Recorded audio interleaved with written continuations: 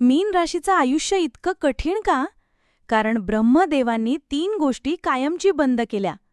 मित्रांनो, श्री स्वामी समर्थ. स्वागत आहे तुमचं माझ्या स्वामींची कृपा या चॅनलमध्ये. मीन राशी, राशीचक्रातील शेवटची पण आध्यात्मिक दृष्टिकोनातून सर्वात उंचीवरची राशी. ह्या राशीतील व्यक्ती जणू ब्रह्मांडाच्या अखेरच्या धाग्यांना जपणारे जीव असतात, जे बाहेरून अतिशय शांत, प्रेमळ आणि समजूतदार वाटतात, पण आतून एक गूढ अंधळ्या वळणांनी भरलेला प्रवास जगत असतात. त्यांच्या जीवनात सतत काहीतरी अनिश्चित, अस्पष्ट आणि भावनिक उलथापालत असते. एखादं नातं खोलवर जोडलं तरी अचानक तुटतं. मनापासून एखादी गोष्ट केली तरी ती ओळखली जात नाही आणि अनेकदा त्यांच्या नशिबाचे दरवाजे इतक्या वेळ बंद राहतात की वाटतं, काय मी काही चुकलो का? मीन राशीच्या व्यक्तींचं आयुष्य म्हणजे एक गूढ तपश्चर्या आहे. ही राशी सतत आत्मशोध, त्याग, श्रद्धा आणि अंधारातून प्रकाशाकडे जाण्याचा संघर्ष करते. पण का? इतकं शुद्ध मन, प्रेमळ स्वभाव आणि इतरांसाठी झिजणारी वृत्ती असूनही मीन राशीला सतत दुःख, तडफड आणि गूढतेतच का जगावं लागतं? याचं उत्तर दडलंय ब्रह्मदेवांच्या एका प्राचीन नियोजनात. कारण मीन राशीसाठी ब्रह्मदेवांनी 3 अत्यंत महत्त्वाचे दरवाजे कायमचे बंद केले आहेत. आणि हीच 3 गोष्टी त्यांच्या जीवनातील संघर्षाची खरी मुळे आहेत. चला, या बंद दरवाजांमागचं गूढ जाणून घेऊया. 1. सुलभ मार्ग. ब्रह्मदेवांनी कायमचा बंद केलेला पहिला दरवाजा. मीन राशीच्या व्यक्तींना आयुष्यात कधीच काही सहजपणे मिळत नाही. इतरांना जे गोष्टी एका प्रयत्नात मिळतात त्या मीन राशीच्या लोकांना 10 पट प्रयत्न, संघर्ष, धैर्य आणि वेळ खर्च करून मिळतात. ते शाळेत असो, नोकरीमध्ये, प्रेमात किंवा कुटुंबात. त्यांना सरळ रस्ता मिळतच नाही. ब्रह्मदेवांनी त्यांच्या आत्म्याला एका विशिष्ट कर्मयोगासाठी तयार केला आहे, ज्यामध्ये त्यांनी हसत हसत दुःख स्वीकारायचं असतं आणि इतरांना त्यातून मार्ग दाखवायचा असतो. त्यामुळेच त्यांच्या जीवनात सतत चढउतार, अडथळे, मानसिक संघर्ष आणि वारंवार का मी असा प्रश्न निर्माण होतो. पण हाच मार्ग त्यांच्या आत्म्याचं शुद्धीकरण करतो. हीच ती तपश्चर्या जी त्यांना अखेरच्या जन्मात देवत्वाच्या पातळीवर घेऊन जाते. 2. ताबडतोब उत्तर. बंद केलेली दुसरी गोष्ट. मीन राशीचा व्यक्ती जेव्हा ब्रह्मदेवांकडे प्रार्थना करतो तेव्हा तो संपूर्ण विश्वासाने, संपूर्ण मनापासून करतो. पण त्याला उत्तर कधीच लगेच मिळत नाही. त्याच्या वाट्याला येते ती विलंब, मौन आणि सिग्नल्स. ब्रह्मदेव त्यांच्या मनात सांगतात, तुझ्या श्रद्धेची परीक्षा घेत आहे. तुझा विश्वास जर खरा असेल तर मी तुला उत्तर देईन, पण माझ्या वेळेप्रमाणे. म्हणूनच मीन राशीच्या लोकांना वारंवार वाटतं की आपली प्रार्थना ऐकली जात आहे का? पण प्रत्यक्षात त्यांच्या जीवनात ब्रह्मदेव सतत असतात, दिसत नसले तरी. त्यांच्या उत्तरांचा मार्ग अधिक खोल, आध्यात्मिक आणि आत्मज्ञानदायक असतो. जेव्हा उत्तर येतं तेव्हा ते सर्व प्रश्नांची उकल करणारा एक अद्भुत अनुभव असतो. 3. पूर्ण समजूत हवी. कायमची रोखलेली तिसरी गोष्ट. मीन राशीचं मन इतकं खोल, सूक्ष्म आणि भावनांनी भरलेलं असतं की कोणालाच ते पूर्णपणे समजत नाहीत, अगदी जवळच्या व्यक्तीलाही नाही. त्यांची संवेदना इतरांपेक्षा वेगळी असते. ती सामान्य शब्दात व्यक्त होत नाही. ते एखादी गोष्ट ऐकतात तेव्हाही त्यामागचं भावनिक कंपन ते आधी जाणतात. पण या गूढतेमुळेच ते अनेकदा अलगदपणे एकटे पडतात. ब्रह्मदेवाने हे जाणून बुजून केलं आहे.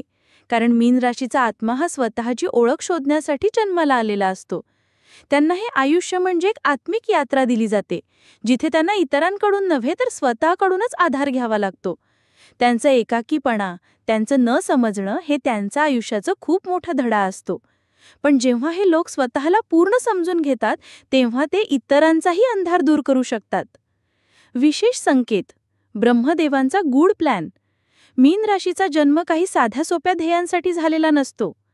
ह्या राशीतील लोकांना ब्रह्मदेवांनी एका विशेष नियतीने जन्म दिला असतो. ती म्हणजे मानवतेच्या अंतिम पायरीवरून आध्यात्मिक उत्क्रांतीची सुरुवात. इतर राशी जिथे कर्म, संघर्ष, प्रसिद्धी, संपत्ती किंवा नात्यांमध्ये अडकलेल्या असतात, तिथे मीन राशीचा आत्मा त्याच्याही नकळत एका अंतर्गत जागृतीच्या प्रक्रियेत असतो. हे लोक नकळत त्याग, सेवा, क्षमा, संयम आणि निर्लिप्तता या पायऱ्या चढत असतात, जे अगदी संतांच्या जीवनाची छाया वाटतात. मग ब्रह्मदेवांचा प्लॅन नेमका काय आहे? त्यांनी मीन राशीच्या आयुष्याला तपश्चर्येची वाट दिलीये. ही तपश्चर्या ही व्रतासारखी असते. तिथे स्वतःच्या सुखासाठी काही मिळत नाही, पण इतरांसाठी केलेल्या कर्मामुळे ब्रह्मांड मीन राशीच्या पाठीशी उभं राहतं, योग्य वेळ आली की. म्हणूनच मीन राशीचे व्यक्ती अनेकदा इतरांचं दुःख ओढून घेतात, त्यांना मार्ग दाखवतात, समजून घेतात, पण स्वतः मात्र विसरले जातात. हे असंच घडतं कारण त्यांच्या आत्म्याला कर्मांच्या अंतिम विलीनतेसाठी सज्ज केलं जातं. आणखी एक गूढ संकेत, मीन राशीचा आत्मा हा पूर्वजन्मातील अपूर्ण आध्यात्मिक व्रत पूर्ण करण्यासाठी पृथ्वीवर परत आलेला असतो.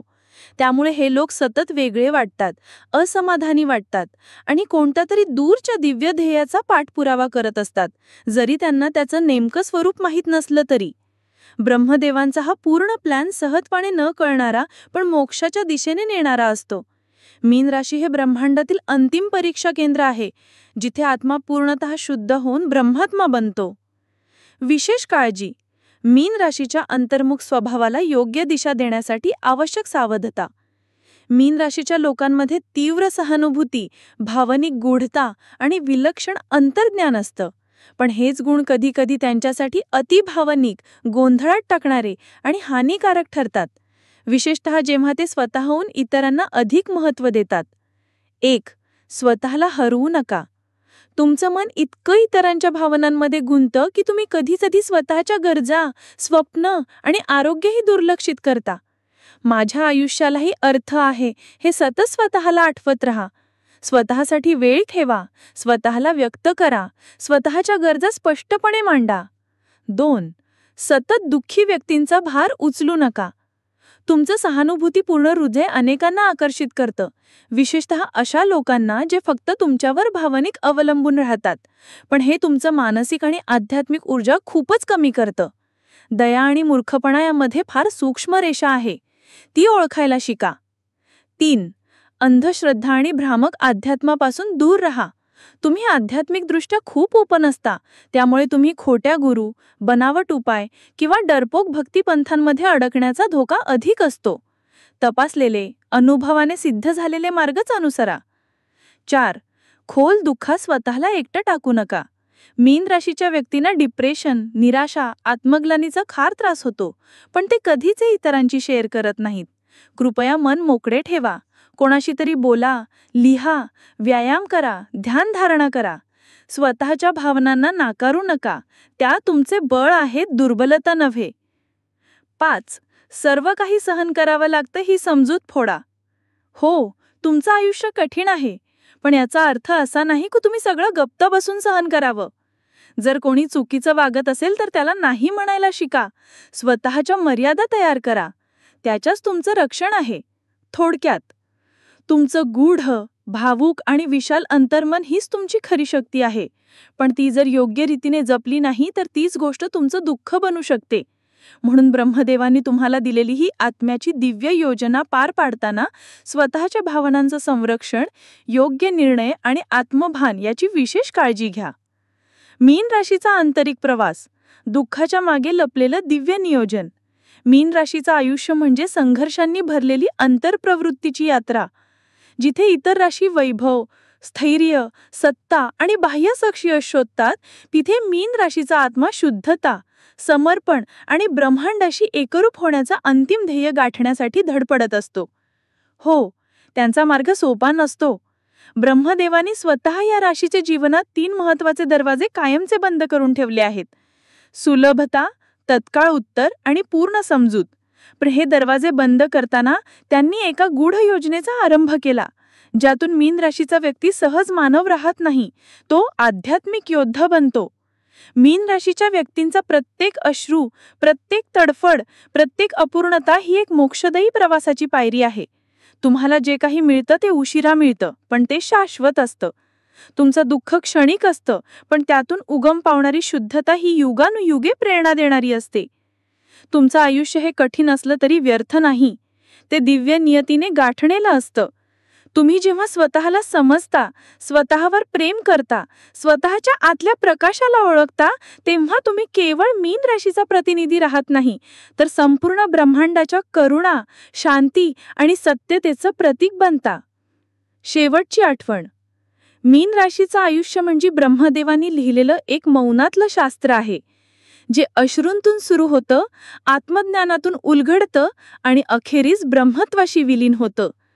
तुमच्या वाटेला आलेलं दुःख, एकाकीपणा आणि गूढ अनुभव हे तुमचं शाप नाही, ते तुमचं ब्रह्मदत्त वरदान आहे. तर मित्रांनो आणि मैत्रिणींनो, आजचा हा व्हिडिओ कसा वाटला ते नक्की कमेंटमध्ये सांगा आणि कमेंट बॉक्समध्ये जय श्री गुरुदेव दत्त लिहायला विसरू नका.